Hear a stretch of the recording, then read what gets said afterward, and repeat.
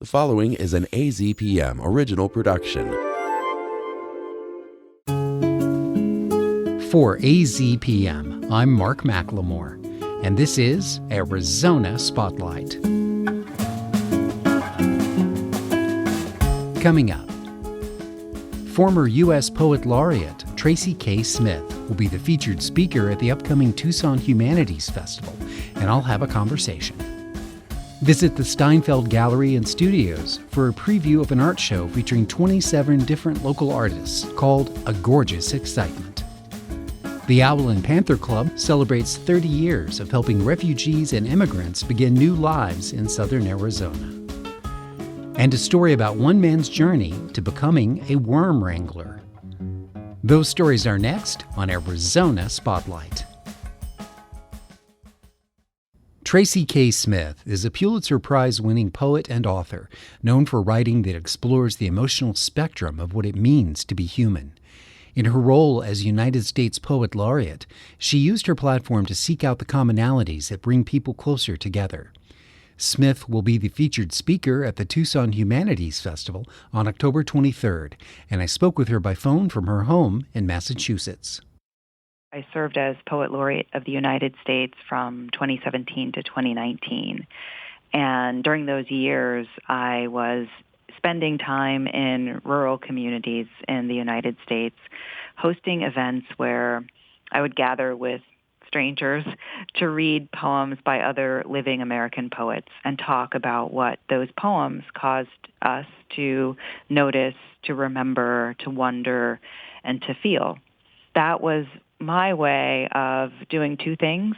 One was bringing a kind of literary programming or literary conversation to parts of the country where it doesn't always reach in terms of poetry festivals or literary festivals and the kinds of events that writers usually are invited to do in cities and universities.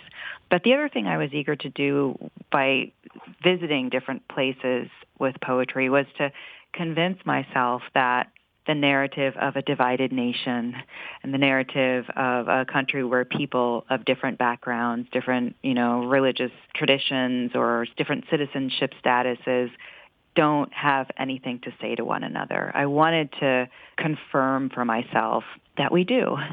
And poems were a really beautiful vehicle because when you face a poem for the first time, you're really doing everything in your power to connect with that speaker, that person who's telling you some part of their story. And in opening yourself up to another person in that way, you're also opening yourself up to memories, feelings, and past experiences that aren't always on the surface of our minds. I felt that I was able to come to a really powerful kind of intimacy with people that I had never met before, most of whom I've never seen again, because of what poetry reminded us about ourselves. What a beautiful gift and what a beautiful thing to be a part of in terms of introducing someone who maybe has been intimidated by poetry and sharing in that experience of them being baptized in the words. Yeah, I love that. I love that metaphor. I think poetry does baptize us in a way. I think it rinses out some of the habitual language and the haste and the obsession with efficiency above all else that we live with much of the time just because of the way that duty calls and our culture prizes certain kinds of tasks over others. Poems say, that is waiting for you, but for now, let's go deeper. And let's be our large, full, courageous selves with each other.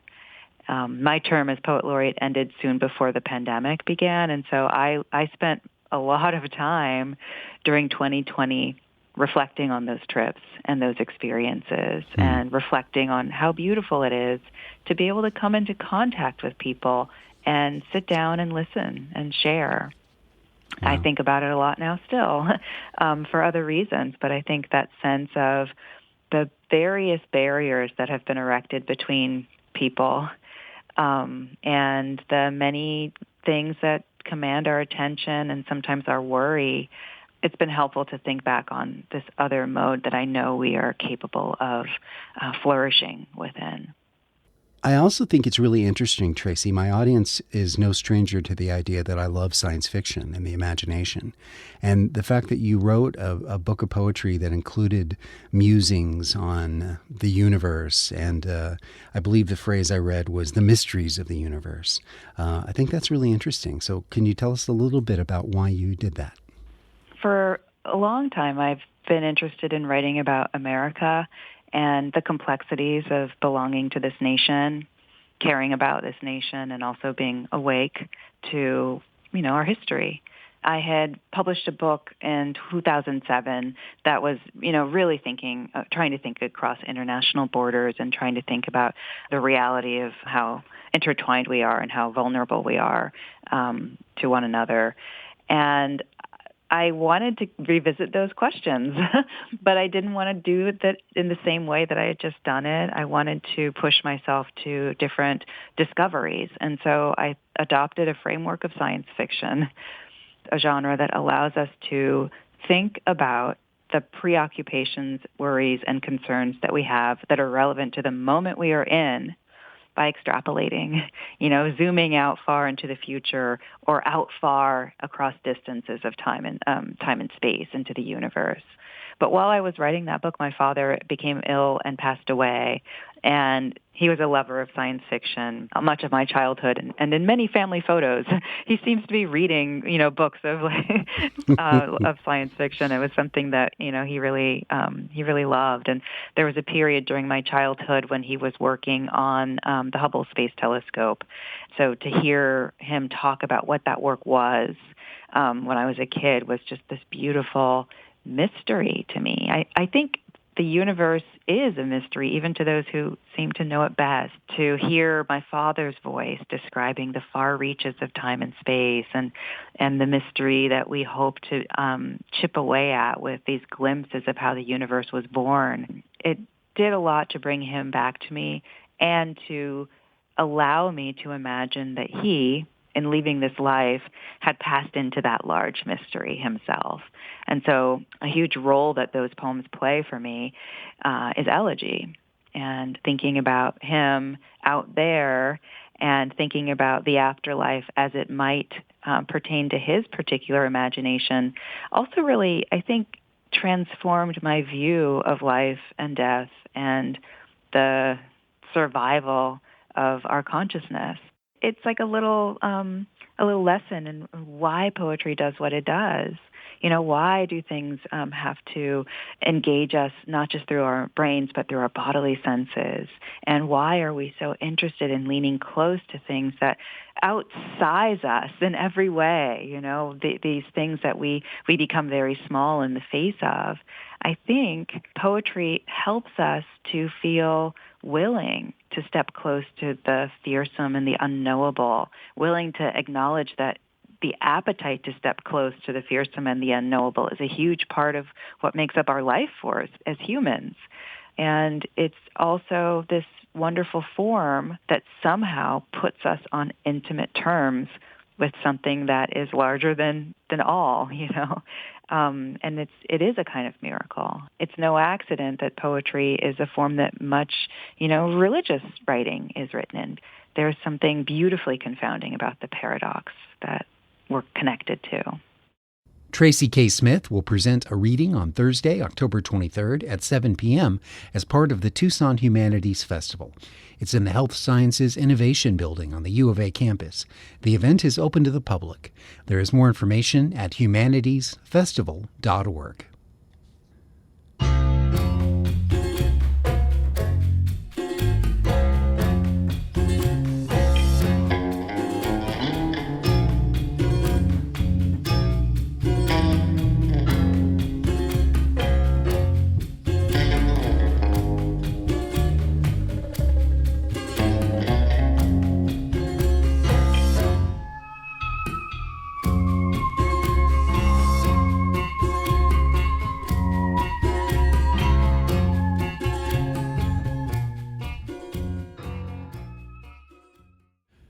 A new gallery show called A Gorgeous Excitement is currently on display at the Steinfeld Gallery and Studios.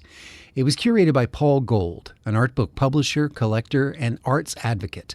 The goal is to spotlight Tucson's premier artists while bringing audiences back into physical spaces to experience art face to face. Next, I speak with Paul Gold and two of the artists involved in the show. It's a group show of 27 of the best artists, I think, in Tucson, with about 63 pieces in it, down here at the Steinfeld warehouse. Among the number of pieces that you mentioned, what kind of media are we talking about here? You have a tremendous mix here of painting, ceramics, handmade paper, fiber, sculpture, bronze work. It goes on and on. These are not normally here, these paper mache pieces. Michael Cajero, one of the artists in the show, died this year, and we decided to keep him in the show. So these 7 large pieces up in the loft here, the paper mache pieces, are his, that we brought in just for fun. It is a Halloween month after all. You are standing in the oldest existing historic warehouse space in the city. This building was built in 1907 for Albert Steinfeld, who was a businessman, and he distributed merchandise out of this space. And it went through a number of incarnations, but more than 100 years later, in 2016, WAMO, Warehouse Arts Management Organization, revitalized this space and said, we're going to turn this into artist workspaces. Hi, could you introduce yourself for me? I'm Mark Rossi. I'm a sculptor working in Tucson for 52 years. Why Tucson? I originally wanted to come to Tucson to study printmaking at the university, in particular intaglio, like etching, engraving. And then I noticed on a map that the city was surrounded by mountains. And when I did eventually move here, I found a place with my young family to live on a ranch, which is right now adjacent to the Catalina State Park. So I lived there for 20 years, a lot of close relationship with nature, which especially inspired my work. I had been doing pieces of reptiles because I encountered them often, tortoises and Gila monsters and other lizards. Then in my meetings with people from the Desert Museum, I ended up doing a group of life-size pieces for one of their exhibits, and that prompted me to really dive more deeply into the anatomy of reptiles and even scale patterns. And I know in a sculpture I say these things are translations because I'll never achieve the minute detail, but I like to give them some kind of life for me. There are so many subjects in nature that, I'm never lacking for inspiration. Could you introduce yourself, please, and tell me where we're standing right now? My name is Janie Taylor, and we're standing in front of my studio. I am the co-director of the Steinfeld Gallery. I've been here since 2018. Been working on the gallery for years. Better walls, better lights, and we got to this place where it looks pretty spectacular. And we said, how are we going to get everybody here? We called in Paul Gold, and the artwork is just spectacular. The show really is to get people to know that the Steinfeld Gallery and Studios is here, and we serve the community. We do a couple of calls for art during the year to the community. We are open to other groups. We have Paperworks is coming here in January, Plein Air's coming in February. So we do a lot for the community. Everyone's welcome. I'm from New York City, and moving here has just been like the best thing I ever did. The art community here is bountiful and warm and open, and it's just great. How long have you been in Tucson? Since 2010. Steinfeld Gallery and Studios is located at 101 West 6th Street in Tucson's historic Warehouse Arts District, just west of Stone Avenue.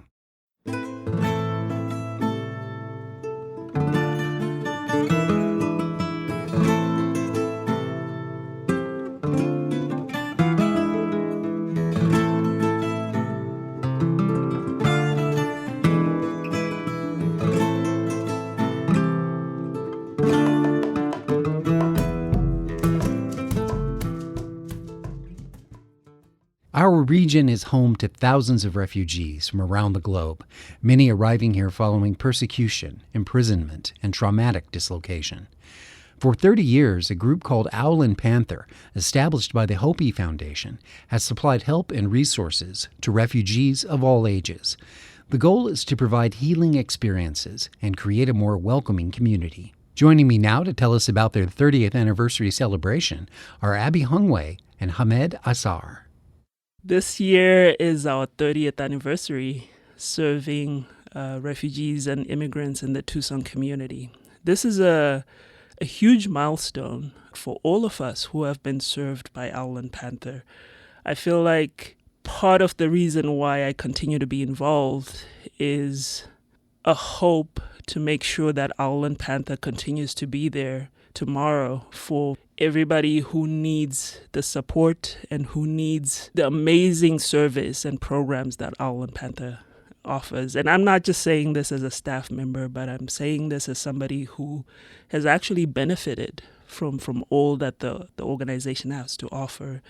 And being able to be a part of celebrating 30 years with this organization, having been here for 17, almost 18 years of those 30 years, it's a big deal for us. For me, Owl and Panther has always been a home away from home. When I came to the U.S., I was very young. I was 22 when I got here. And Owl and Panther offered me a family that I left home in Zimbabwe. And over the years, the people have changed, the participants, the volunteers, the staff. But that feeling of Owl and Panther being home has always been there. It continues to be there for me. A huge part of our work is offering a safe space where refugees from all over the world can integrate. A huge need as humans is feeling like you belong. Through our work, through the activities that we offer, through the events that we offer, we strive for building community and cultivating that sense of belonging. Hamed, would you say that Owl and Panther made a big difference in your life when you came to Tucson? Absolutely, yes. I think Owl and Panther for me also made a big change, especially for my spouse and my kids. Mm-hmm. So you came here with a family. How many are in your family? Yeah, we are 5 total. So I have 3 kids and my wife. So we met one of Owl and Panther worker. Now she's my co-worker in a grocery store. And she invited us for the Owl and Panther programs. Before that, I don't know anyone here to engage. So that makes a big change in our life to find someone to speak in our own language. That was a big change. And since then, we engage with the community, especially with Afghan communities, through these organizations and activities they are done for not only for my family, but for all Afghans and other immigrant family here.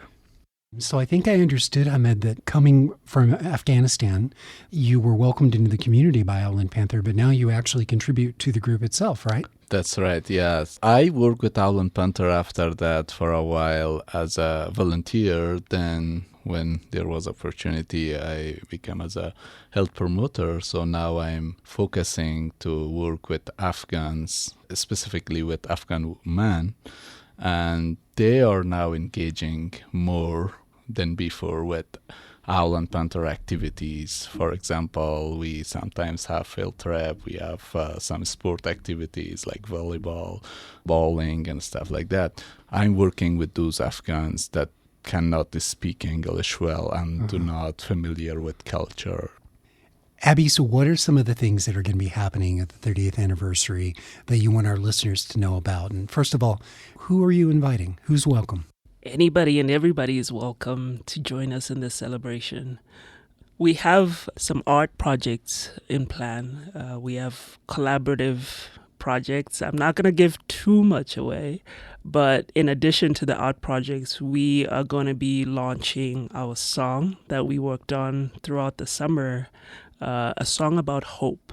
Our theme this year was the acronym HOPE, which represents Healing Ourselves Powers Everyone. And we're really excited to share this song with the community. Of course, there'll be food, live music, and some fundraising as well to help fund the work that we do. This event will be at the 29th Street Coalition Center. That is the Pima Community College building. I believe it's 4355 East Aurora. We are going to be partying from 3 p.m. to 5 p.m. on October 18th. It's a Saturday. Thanks to my guests, Abby Hungway and Hamed Asar. After October 18th, you can hear the group's collaborative song called We Journey on their website, owlandpanther.org. There's something very powerful about a single voice sharing a true story. It gives a chance for the storyteller to let their personality shine while forging new connections with anyone who listens. In support of this important tradition, Arizona Spotlight is featuring a different storyteller on the third Thursday of every month. Here's Tony Paniagua to introduce us to this month's special guest. Thank you, Mark. Our storyteller this month is Tucson resident Michael Morse. After going to private schools in California, Morse moved to Tucson to attend the University of Arizona in 1969, but that ended rather quickly. He says he was very lethargic about going to classes, so he gave up on higher education in 1970. That began a decades-long attempt to discover his special career. Several years ago, while in his mid-60s, Michael Morse found his unexpected calling. Here is his true tale. My name is Michael Morse. My story is The Great Escape.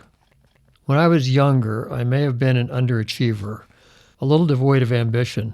For example, as a senior in high school, I was in a photo with 30 classmates charging up a hill with the names of their college acceptances on signs held proudly high overhead.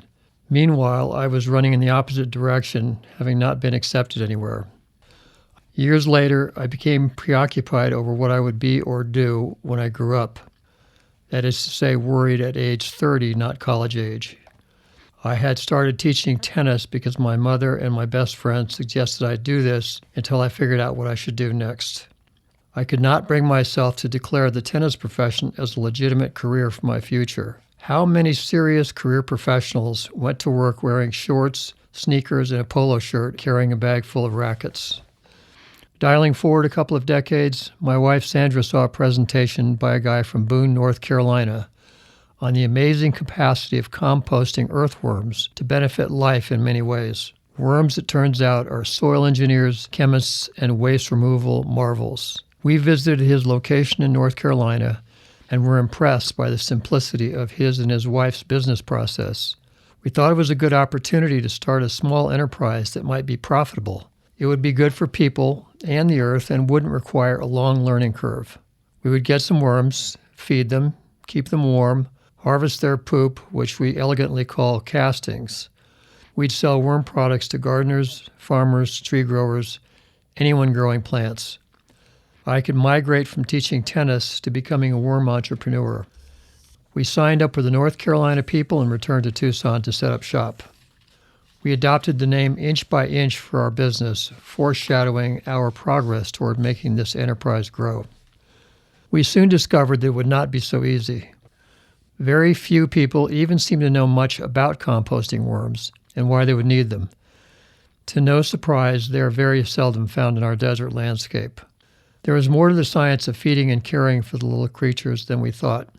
We had to find several different kinds of food sources to feed the worms, keep them damp with dechlorinated water, and maintain a temperature between 30 and 85 degrees so they wouldn't freeze or bake. We had to move 4 times in 4 years because our rental spaces were sold out from under us. This demanded that we move many tons of soil and worms to a new location each time. The worms were more cheerful about the relocations than we were. One day, I came in to find that thousands of worms had escaped from their habitats and were crawling all over the floor, guaranteeing their death if we didn't get them back into a soil environment. They cleverly gathered in piles like cattle under a tree during a rainstorm to keep themselves damp. Several hours later, 2 of us gathered them up and returned them to their beds, and all was well. Except it happened again 2 days later. It turned out they're sensitive to changes in barometric pressure, and this happened during the monsoons when barometric pressure changes up and down. Who would have known? The solution we learned was to keep lights on in their room as the worms retreat from light. My daughter Sophie and I went to Douglas, Georgia, to a large worm farm to pick up an order of worms. We bought 25 10-pound bags, each holding 10,000 worms, to drive home to Tucson in our rental car. I dropped Sophie off in Austin, Texas, where she lives, and drove toward home, stopping at a motor hotel in Port Arthur, Texas. The proprietor warned me twice that no pets were allowed in the room or I would be charged extra. Little did she know I had 250,000 pets with me. I waited until dark, parked very close to my room, and stealthily brought all 25 bags inside to get them out of my hot car. The room is so small, I had to make a ring of the bags right around my bed like a worm halo. It wouldn't be a problem because they were in bags, right? The next morning, I woke up to find that almost 1,000 pets had escaped from the bags and were crawling around on the floor. Panicked, I got down on my hands and knees and located them all so she wouldn't penalize me later. I have come to learn that worms have 5 hearts. They have a very sophisticated digestive system. They secrete hormones into the soil and improve it, even helping plants strengthen their immune system. Worm castings are one of the best soil amendments on the planet. I learned that Charles Darwin, the great biologist, devoted 39 years to the study of earthworms and wrote a book about them toward the end of his life. It was called The Formation of Vegetable Mold Through the Action of Worms, published in 1881. It's so significant to the field that it's referred to as Darwin's Worm Book. The people I meet in this world of gardening and tending plants have made this profession very worthwhile, as their sensibility always leans toward conservation, sustainability, and the patience to build healthy soil, to raise healthy plants, food, flowers, fruit, and anything else that grows. After several years, and after losing my long-term job as a tennis director, I finally came up with a career identity with which I now fill out forms. Michael Morse, Worm Wrangler. Michael Morse's wife, Sandra, is also his business partner, a woman he calls his saving grace in life. They enjoy engaging with people and educating them about the intriguing creatures they raise and the benefits they provide. The couple grows red wiggler worms, which are also known by many other common names. For Arizona Spotlight, I'm Tony Paniagua. Thank you for listening to Arizona Spotlight. This show is a production of AZPM. The production engineer is Jim Blackwood. I'm producer and host Mark McLemore. AZPM podcasts are made possible in part by donations from listeners like you. Learn more at support.azpm.org. Thank you.